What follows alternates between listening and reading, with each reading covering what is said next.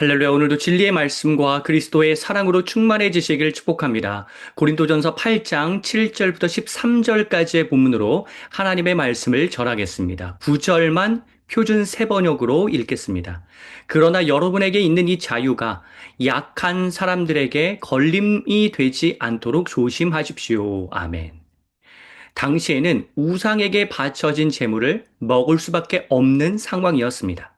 대부분 우상을 숭배하는 자들이라 우상에게 바쳐졌던 음식이 시장에 나왔습니다. 만일 우상에게 바쳐졌다고 먹지 않는다면 뭘 먹고 살아야 하나 고민해야 했습니다. 오늘날로 말하면 우리가 자주 가는 이마트, 롯데마트, 홈플러스, 편의점, 쿠팡, 마켓컬리 등에서 파는 음식을 먹지 말라는 의미와도 같습니다. 게다가 우상은 힘이 없지 않습니까? 우상에게 바쳐졌어도 우상은 아무런 힘이 없기에 거기에 음식이 바쳐졌다고 하더라도 바쳐진 음식을 먹는다 하더라도 큰 문제가 없습니다. 우상은 본질적으로 힘이 없습니다. 우리가 무서워하고 두려워하면 힘이 생기는 것입니다. 사탄도 마찬가지죠. 우리가 무서워 벌벌 떨면 사탄이 힘이 있어 보이는 것이며 우리가 무서워할 때 사탄은 그때 우리의 마음을 회방합니다.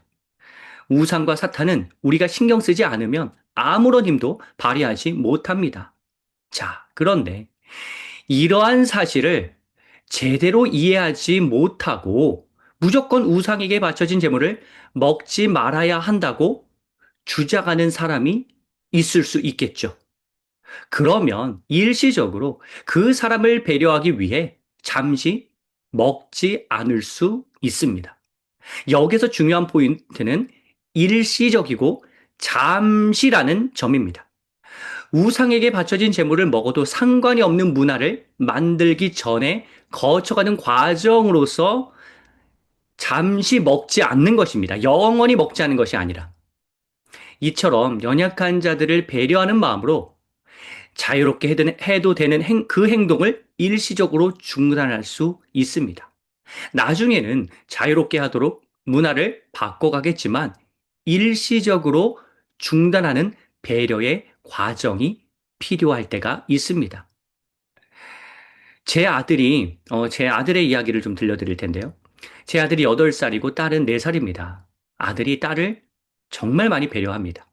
그래서 아내와 저는 아들이 너무 자기 여동생 배려하느라 자기 원하는 걸 너무 못할까봐 원하는 활동을 할 수 있도록 많이 도와주려고 합니다. 한 번은 이런 일도 있었습니다. 아들과 딸 함께 먹으라고 블루베리를 줬는데 딸이 갑자기 떼를 썼습니다. 자기만 먹겠다고. 아들의 당황해하는 눈빛이 역력했습니다. 그런데 지혜로운 아들은 그래, 아유나, 다 먹어 라고 일단 말했습니다. 그러고 나서 잠시 기다렸습니다.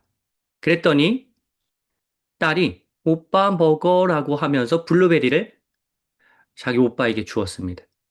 딸은 종종 이렇게 떼를 쓰다가 곧 이어 미안해하면서 다시 주곤 하는데 그것을 간파하고 아들이 이렇게 행동했던 것입니다. 자, 여기서의 원칙은 무엇인가요? 나눠 먹는 것입니다. 하지만 연약한 마음을 지닌 사람이 있을 때 잠시 혼자 먹도록 기다려주는 배려가 필요한 것입니다. 제가 가정 예배 때 이 본문을 아들에게 설명하면서 이 예시를 들어서 설명해 주니 바로 아들이 이해하였습니다. 또 다른 예시를 들겠습니다. 자녀가 둘 이상인 분은 아시겠지만 둘째가 태어나면 첫째가 더 어리광을 부립니다. 너무나 당연하죠. 자기 혼자만 사랑을 독차지하다가 경쟁자가 생기니 얼마나 동생이 얄밉겠습니까? 어리광을 부려서 더 사랑을 받으려고 하는 모습은 지극히 당연합니다. 그런데 제가 첫째에게 실수한 적이 있습니다. 둘째가 태어난 지 얼마 되지 않았을 때입니다. 첫째가 그때 5살이었습니다.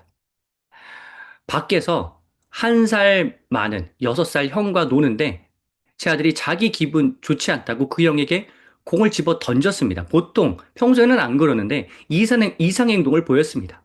그때 제가 참지 못하고 불같이 혹통을 쳤습니다. 형에게 사과라고 혼내면서 샤우팅을 했습니다.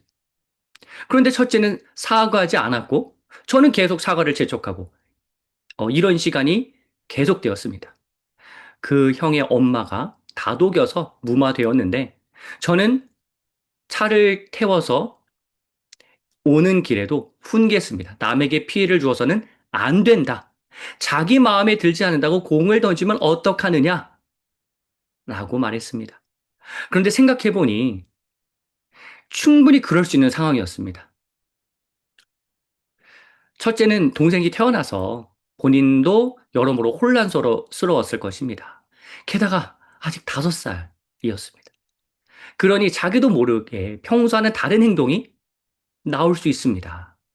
그러면 동생이 태어나서 연약해진 첫째가 충분히 그럴 수도 있다고 생각하면서 배려하는 마음으로 훈육을 해야 했는데 제가 그 첫째의 상황을 제대로 이해하지 못하고 훈육을 하느라고 언성이 높아지고 감정이 막 올라왔습니다. 그러니까 남에게 피해를 주지 말고 자기 마음에 들지 않는다고 공을 던지면 안 되는 행동으로 훈육하는 건 맞는데 지금 동생이가 태어나서 연약해진 상태를 이해하면서 훈육해야 했는데 그 배려가 제게 부족했던 것입니다. 제가 이 본문으로 가정예배 때 아들에게 설명하면서 이때를 기억하는지 물었습니다, 아들에게. 그랬더니 아들은 기억난다고 하였습니다. 그래서 제가 말했습니다. 도율아, 아빠가 그때 회개를 정말 많이 했어.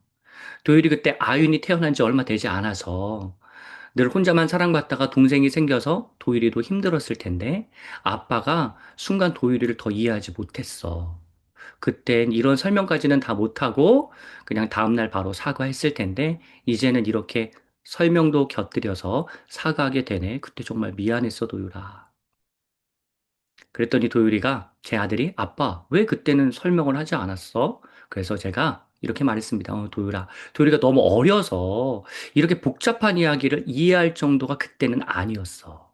그래도 이제라도 아빠가 오늘 말씀을 통해 설명할 수 있어서 참 감사하다. 예를 들어 도율이가 지금은 스스로 씻고 옷도 다 정리하고 알아서 척척 다 하잖아?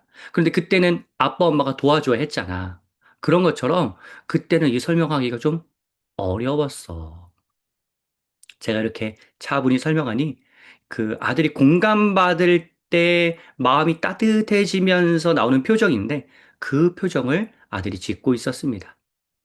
자, 배려의 과정은 당연히 필요합니다. 하지만 제가 새벽 기도회 때 했던 설교, 앞에 설교에서도 강조했듯이 본래의 원칙을 도달하기 위한 과정이라는 사실을 기억해야 합니다. 배려 그대로 쭉 진행되는 것이 아니라 어느 순간은 그 원칙에 따라서 공동체가 운영되어야 하는 것입니다. 원칙이 더 강조돼야 하는 것입니다. 배려만 하면 성장이 일어나지 않습니다. 그리고 배려가 없으면 상처로 인해 성장이 더뎌집니다. 사랑하는 성도 여러분, 일시적으로 배려하는 그 시간은 참으로 귀합니다. 목적 중심적인 사람은 그 배려의 시간을 낭비라고 생각할 수 있는데 그렇지 않습니다. 배려의 때에 배려하지 않으면 그로 인해 감수해야 하는 양은 훨씬 더 커집니다. 예를 든다면 물컵에 물을 따르는데 이물질이 보이면 바로 버리고 물을 다시 따르면 됩니다.